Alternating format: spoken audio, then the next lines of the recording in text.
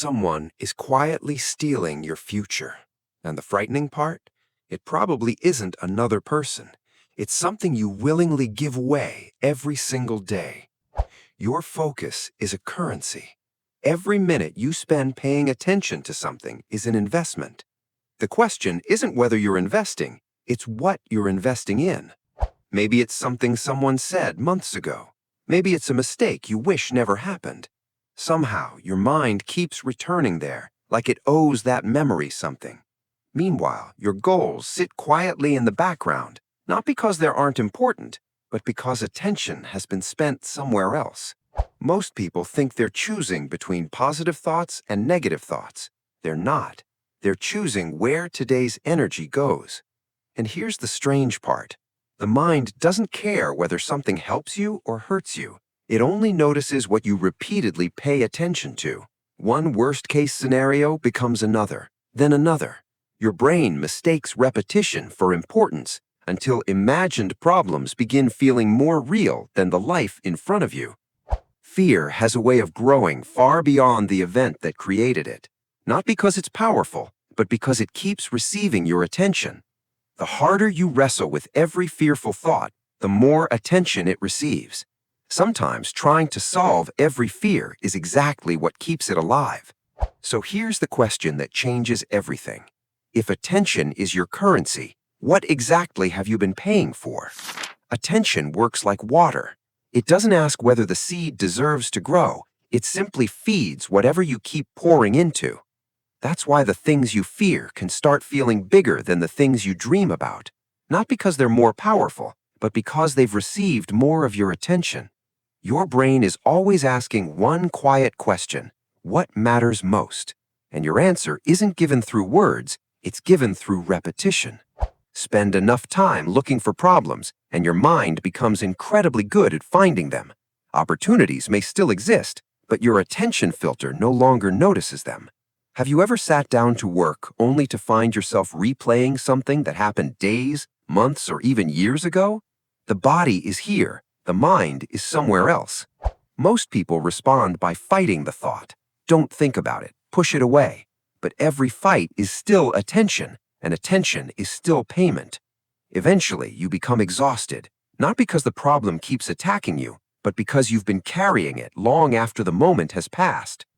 The breakthrough isn't learning how to defeat every negative thought. It's realizing that not every thought deserves your investment.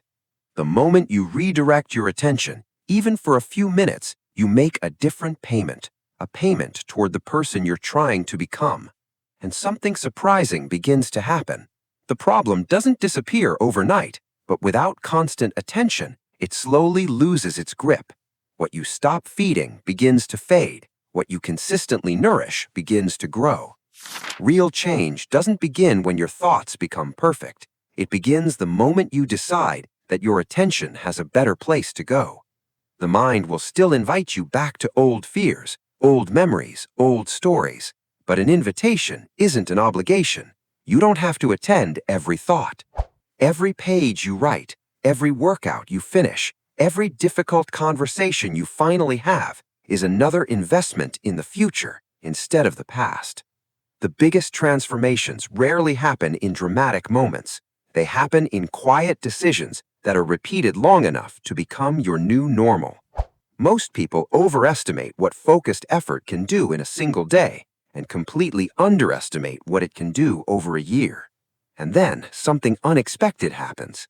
The thoughts that once controlled you begin losing their strength, not because you defeated them, but because you stopped financing them. The darkness wasn't feeding on your life, it was feeding on your attention. Once the payment stopped, so did its growth. The memory may still visit from time to time, but now it's just a visitor, not the owner of your mind.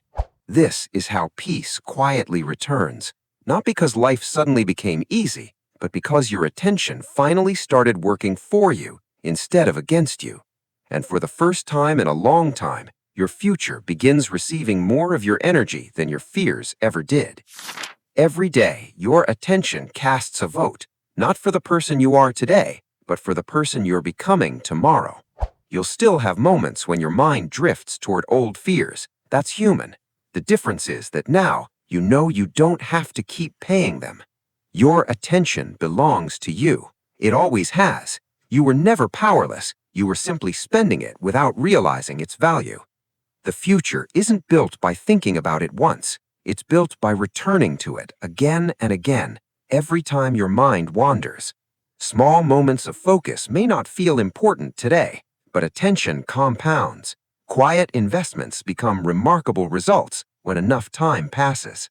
Take an honest look at where your mind keeps drifting. That's your real investment portfolio.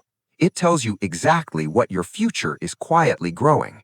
The goal isn't to control every thought, it's to choose which thoughts deserve your energy, because attention is life, and life becomes whatever you consistently give your attention to.